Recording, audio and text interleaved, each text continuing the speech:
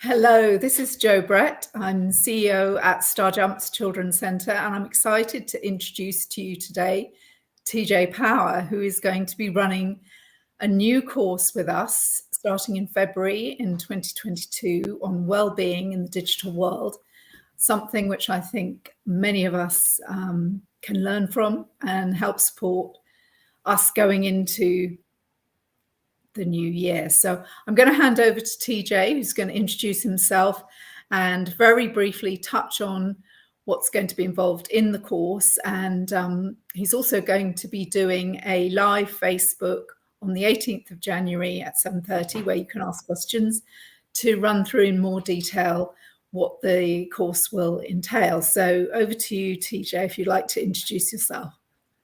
Thanks, Jo. And yeah, very nice to be here with you. Introduce myself. Shall I share a bit about my journey up to this point? Is that a good way to do this? Yes, cool. Absolutely. So yeah, my name is TJ and I work in this world of psychology, largely training organizations and their employees with their mental health. And my journey to this point, I was studying psychology at Exeter University and was loving it, really passionate about psychology. And then during my master's there, where I was really specializing in psychology and neuroscience, I was offered this opportunity to start lecturing at Exeter.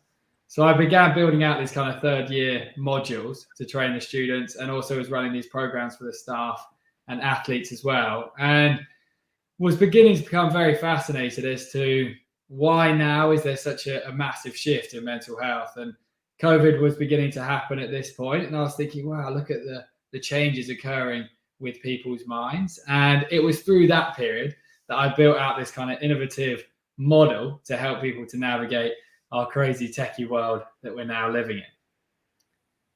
I think, shall I show some slides, give you a bit of an idea of what this journey looks like? If you let me know whether this actually comes up on your screen, then that would be ideal. Okay, so hopefully you have me now. And then if I go to this one, is that okay? Can you see that?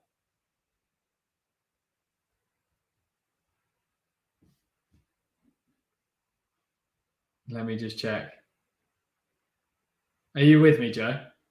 Yeah, I'm with you. And so it's all good. I'm going to take myself out and let you go. Cool.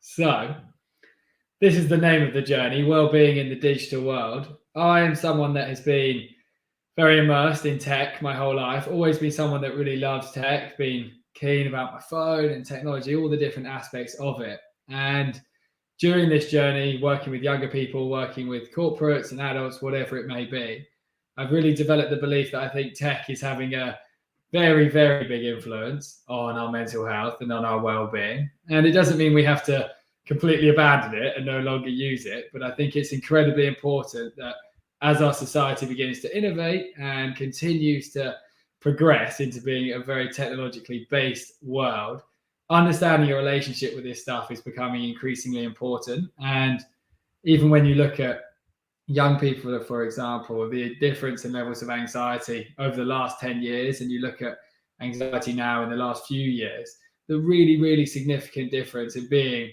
alive now is that tech is massive. Social media is massive. Our immersion in screens and Zoom and all of these different things are having a big impact. And this journey is really about empowering you with a really solid understanding of how to use tech in the best way, and then also how to disconnect from tech as well to support your mind.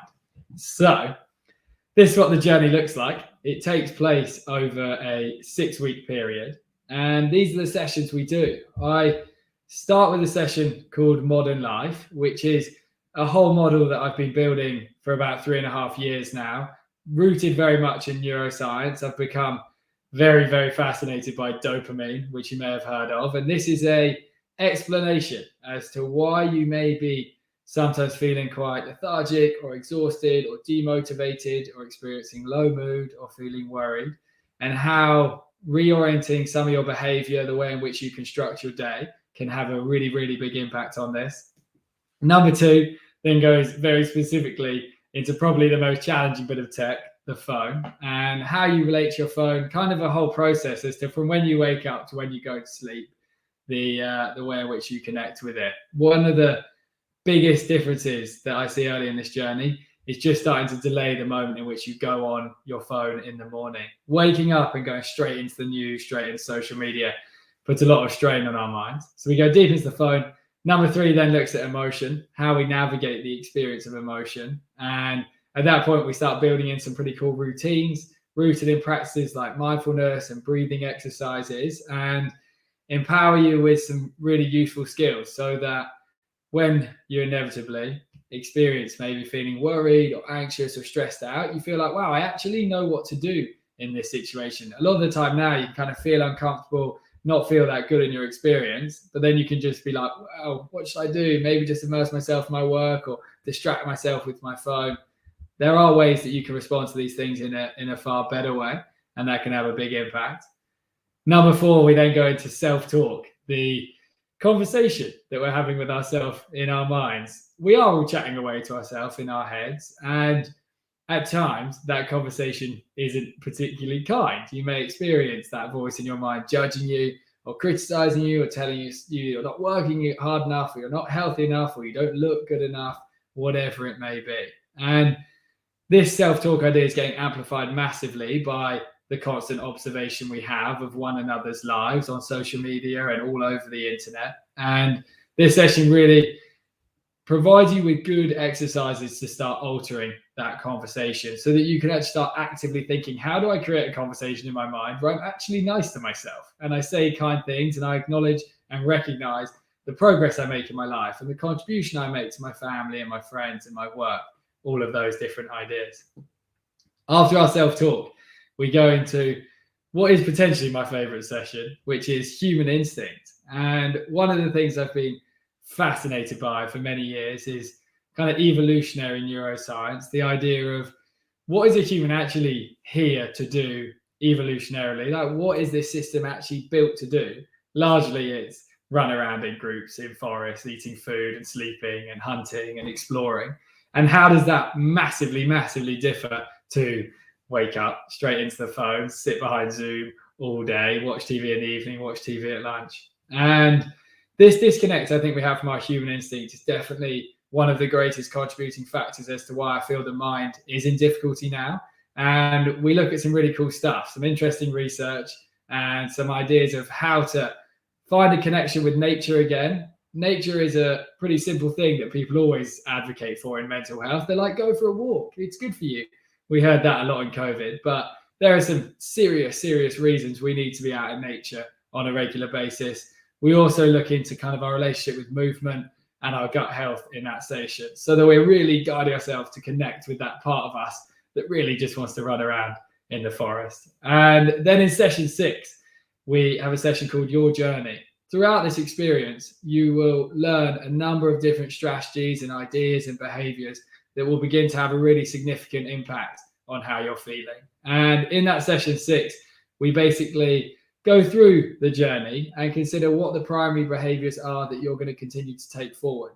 This program is just a platform to springboard you into a better state of mental health and improve your well-being.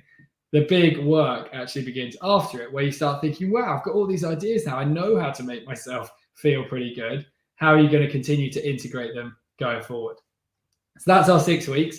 The way in which it works is each session has about 60 minutes of teaching, sometimes a little bit less, sometimes a little bit more. And we'll also have a period of 15 to 20 minutes after the session where you can stay behind and ask questions. Each of these sessions takes place on Zoom, which is nice and easy to attend. One of the biggest parts of this program is super interactive. I sat through university not too long ago and spent 4 years getting talked at effectively with a hell of a lot of information. And when I was offered this role of beginning to lecture at university, it was very important to me that I began my career in teaching, making the experiences that I deliver super interactive. So it's not, I'll just teach you for 40 minutes and you just listen. It's more like a little bit of insight for a few minutes and then an interactive exercise. I use a super cool software that enables you to constantly contribute to the conversation, and we can see your ideas coming up on the screen and all of those different things. And that brings us into the discussions as well. A lot of the time in the sessions, we'll be communicating with one another, discussing these different ideas. We'll be reflecting on the previous week, considering what you've been adopting, all of those different things. In terms of the outcomes, these are the areas I think you'll see a significant difference in. One of them is your drive, and drive refers to a lot of different things. That might be your drive in your work and that kind of area. It might be your drive to begin focusing on your health a bit more. It might be your drive to connect with your family. But we need drive in our life, and how we've constructed our modern world is we've basically put the molecule that gives us drive, which is dopamine, available everywhere, which means we're exhausting this stuff, which is what leaves us feeling pretty lethargic and demotivated. So we're going to look at how you can get your drive back. We're going to look at feeling a bit more clear in your mind, actually having some mental clarity. Our minds can get pretty busy these days and pretty full, given that we're putting a billion different things in them all the time with everything we consume from tech. So we're going to figure out how we manage that. Mood is a big component. It's not that nice when you're in a bad mood or a stressed out mood. And we're going to look at how you can live in a more balanced mood. Sometimes we feel amazing in our modern world. Sometimes we feel crushed and more crashed out. Mood is a big thing. We're going to look at how we can regulate it. That connects into stress levels, how you navigate the experience of stress, which is that emotion session. Look at how you connect with the people around you. Whilst tech is very much connecting us all together, it's simultaneously disconnecting us all from one another. You may experience that at home with your family at times, and we're going to look at how you can increase that connection. And then the final one is about understanding. I think it's very, very valuable if you actually understand your mental health and your well-being and understand how mental health is being affected in our modern world. When you have that insight, you kind of are able to rationalize, oh, this is why I feel this way, and this is why doing that might make me feel a different way. So understanding is a really key component. That is our journey. These are the kind of organizations that have been going through this experience over the last few years. I've had the joy of training the NHS staff, a real range of staff, from senior clinicians, we've had 111 callers, HR, lots of different areas of the NHS. I've worked a lot with different universities out in Toronto and Oxford Uni, of course, lecturing at Exeter Uni, and then a real range of other organizations have been going through this experience. They're the organizations.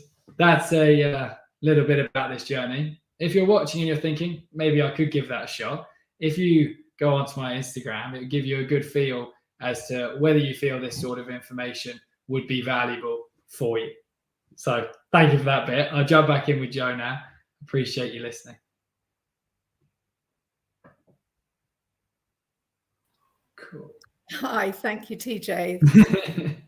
So as part of the course, we will be having some of the Star Jumps team join in some of the sessions, so that particularly at the end where there may be some questions, there'll be some of the team from Star Jumps that can help support with some of the questions that you might have. And also as a team, our Star Jumps team, we're also going to be going through the course ourselves to support ourselves at this time when things are quite uncertain. And as we did, I think some of you may know, in 2020, when we first went into a lockdown, we ran a course on helping to support anxiety in children, and that was very well attended, and we really feel that this will add something really, really valuable to supporting well-being, because over the past 2 years, as TJ has touched on, we've really become very, very dependent on our technology, and as well as it having lots of wonderful benefits, there are also many ways that it can increase our stress, and particularly for children as well. And I think as adults learning about this course, it will really help us to support the young people that we care for and work with at Star Jumps as well. So for parents and teachers, I think this will be really valuable, and also for older teenagers. I believe TJ would also, support them if they were interested in attending with their families. 100%. I think that would be awesome. I've worked a lot in that space as well, so that'd be very cool. So as you can see from our ticker at the bottom, we are going to go live on the 18th of January with TJ, and he'll be going through the course in a bit more detail then. So we wish you all a very good Christmas and Happy New Year, and we look forward to seeing you in January and to the course, which will be starting on the 1st of February, Tuesday. It'll be run in the evenings from 7:30 for about 75 minutes. And as I said, we really look forward to seeing you then. Thank you, TJ. No worries. Thanks for having me on. I look forward to meeting more of you soon. Thank you.